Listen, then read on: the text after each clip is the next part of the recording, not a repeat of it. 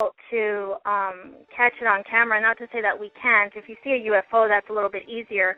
But when we are in the abduction state, and Rachel can chime in if she wants to, we're sedated, and most of the time it's a state where we're asleep, and we are sedated with some sort of drug. We wake up completely drowsy, so we don't have a lot of control.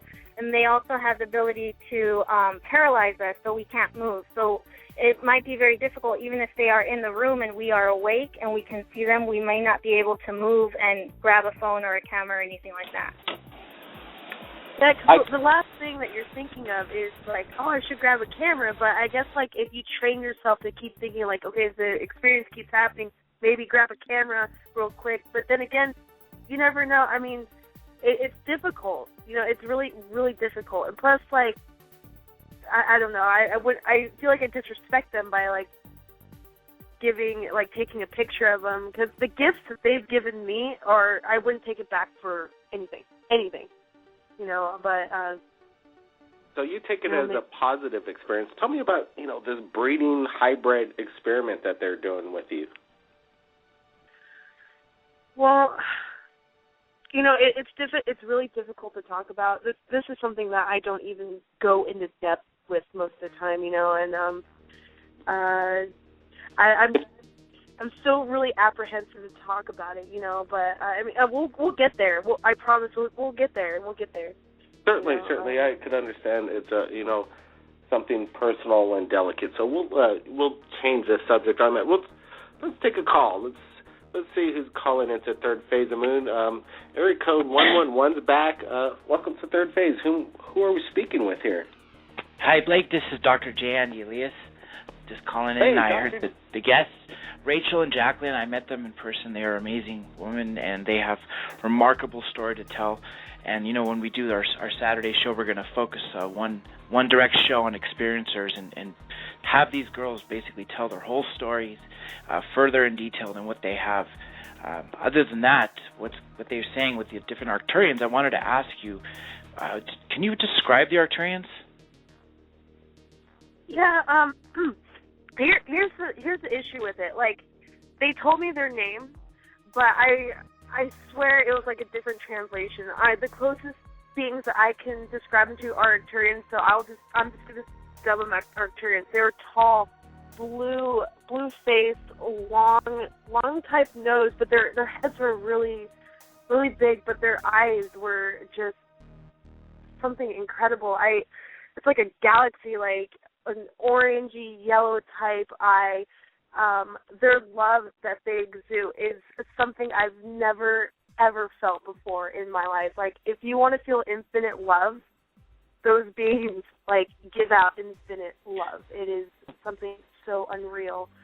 They were just really regally, like, it was strange. Like, I've never seen them before, so I was like, okay, this is very interesting. Okay, they were wearing, like some kind of collared, I can't even describe it. It was, like, really, really intricate. So, you know, many of these people who have the dream states end up realizing they weren't actually dreams. Blake, you've talked to people with that. What do you say about that? Well, they explain that, you know, they really don't have the answers to everything. But I want to ask both Jacqueline and Rochelle about what would you suggest or give advice to anybody that has these experiences that are so shocking, they sound like nightmares, and I'm sure you sometimes probably felt like it was a nightmare. Yeah. How do you, tell our listeners what they would, or how they would deal with it without, going insane? And do you tell friends? Do you tell your parents? How does it work? That's the hard part, because I haven't told my parents, and I haven't told coworkers and so forth, that only certain people know. I would definitely, me and Rachel cope with it because we go to places where there's people that actually believe in this stuff. That's the hardest part. We have each other to talk to about it. Yeah. Not the experience. Even if the experience is awful, it's not that. It's having to be going to society and have people look at you like, how is that possible? Just because they don't have the experience themselves, because they don't understand. That's probably the hardest. I definitely encourage going to events and things that are of that nature that they can relate to people and meet other people like us. There's also, Yvonne Smith has CERO, which is an organization that both me and Ray are a part of, which is the Close Encounter Resource Organization, which is where we met John. And there's lots of groups out there. I know Barbara Lamb, who does regression, has her own group as well. So if people feel that they're having experiences, especially if they can't cope with them, they definitely need to see somebody who does hypnosis regression. These are licensed doctors and they're therapists as well, so they can help if people are feeling depressed about it. If they can't deal with it, they can definitely get help. That's what basically me and Ray do, Rachel. Yeah, but even though, say these people who are having the same experiences we do, sometimes it's hard to go out and actually talk to people about it. Now, my message to them is stay strong, stay positive, and know that you're not alone. And when you're ready to come out and talk about it, there'll be people who are waiting to listen and to help you. You know, you just have to stay positive. I know the experiences are hard. Trust me, they're difficult. And there's times when I get scared still. You know, some of them are really scary, but there's times where you just have to ground your feet and stay positive. That's the most important thing, but just know you're not alone. That's some incredible advice there.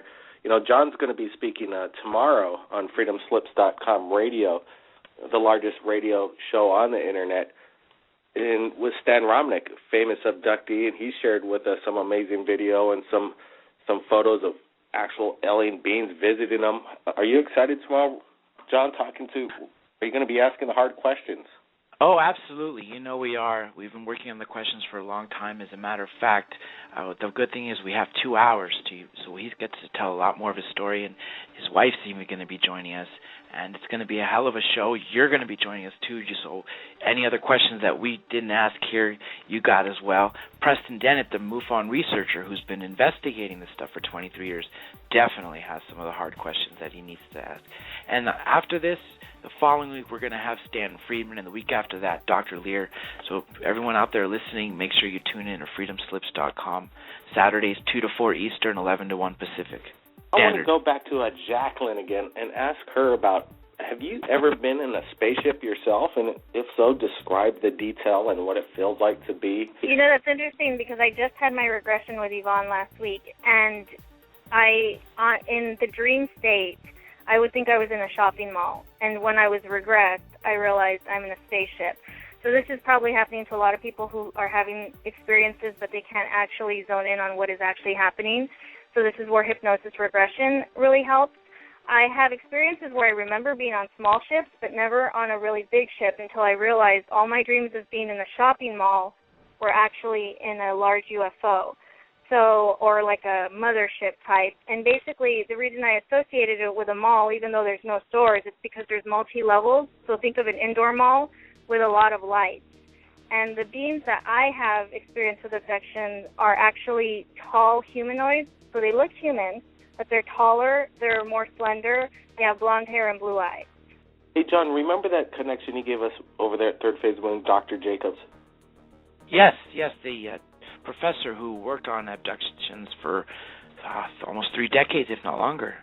Yeah, and he's specialized in hypnotic regression. And when we started asking the questions, in the past he was totally thinking that this was not true.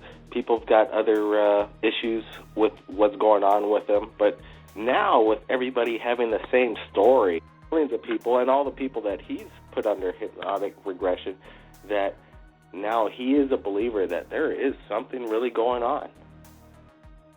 There definitely is, and what's interesting is we do have the same stories. A lot of abductees experience being in some sort of mall-type environment because of the lighting. A lot of abductees also experience having dreams of being on tables that are like counters in their kitchen, so they're having experiences that they think that they're having sexual experiences in kitchens. But the reality is you're not in a kitchen, you're on a metal table, you're actually in some sort of UFO or examining room, and they're doing what they need to do for their hybridization program. But we associate it with things that we're comfortable with. Do you have any idea why they're doing this hybrid program? We actually don't, and even the experts have a variety of different reasons, everything from that particular species of extraterrestrial is dying out and they need to continue their species, to they're just experimenting to see what happens, to the fact that we might all be hybrids, and therefore they're just trying to see how far they can go with our evolution. I mean, there's so many different reasons. Rachel, do you want to chime in on that? Yeah. Excuse me. Sorry. Sorry if I've been coughing or you can hear it. I've been having a really bad sinus infection. But you know, I mean, it's interesting because there's, like Jackie said, there's so many ways you can go with it. I mean, they can try to, you know, prolong their race because they're dying out, or they're going to repopulate the planet with hybrids because our species needs to step forward to evolution, and that's the only way to do it. I mean, you don't know. They're not going to. Why would a king tell its servant its plan? You know, there's no reason to. They're not going to tell us exactly what's going on. I mean, there's so many possibilities. You don't know. You don't know. And would I like answers? Would everybody like answers? Of course. Now, it's a matter of digging for them and actually trying to find them, and it's not easy. I mean, it's not going to be. Even if we get a little bit of information, that's still very, very profound. So we'll see what happens. I mean, you never know. Things are accelerating at an amazing rate right now. I mean, we can have the answers tomorrow. Who knows? I mean, things are just incredible. I don't know, you know? Yeah, I mean, we met for a reason. I mean, it's incredible. Like, we're a dynamic duo, you know, and we're here to, you know, blow caps off of things and really help people and move forward and expose this, because right now, I mean, you can talk to experts all day long, but what about the actual people who are actually experiencing this phenomenon? I mean, it's unbelievable. Hey, thanks again for joining us at Third Phase of Moon. Yeah, thank you so much. Thank you for having me. Just like Jacqueline and Rachel. And tomorrow's going to be a great show with Stan Romanek. So is next week with Stanton Friedman. The week after that, the 30th, with Dr. Roger Lear. Again, it's at freedomslips.com, 11 to 1 Pacific Standard Time, 2 to 4 p.m. Eastern Standard Time. It's going to be a great show, Blake. You're going to be on there. We'll be asking the hard questions, and everyone's going to have a good time. Wow, those are some incredible guests that you got on the show, and I'm looking forward to asking some of the questions. And let me tell you, to be a bit honest, I'm looking forward to, you know, ask and speak again with Stanton T. Friedman. You know, he's the man, right, John? Of course, and he just won the Lifetime Achievement Award for all those listeners out there who were not part of the UFO Congress or didn't show or didn't see the videos quite yet. He did win, finally, after all these years, 54 years of research. He won the Lifetime Achievement Award for ufology, and it's a great honor for him to have. He deserves it. He was the original civilian researcher on Roswell, and he's a great person to speak to, Blake, and I know you got more questions for him, so when we get him on, we're going to ask away. Oh, I just can't wait. This is absolutely great. We're getting the word out. People are calling, sharing their stories. Hey, thanks again, Dr. J. Elias, for joining us at Third Phase of Moon. Anytime, Blake. Thank you. All right. Well, you know, freedomslips.com, a lot of listeners, people are listening, and we're excited that Dr. J. Andy Elias is our correspondent on the radio show, and every once in a while I get to come in and ask some of the questions, and it is absolutely great. And if you've captured anything amazing in regards to UFOs, you can contact Third Phase of Moon via Skype or Facebook. My name's Blake Cousins. Keep your eyes on the skies, and we'll see you again next time.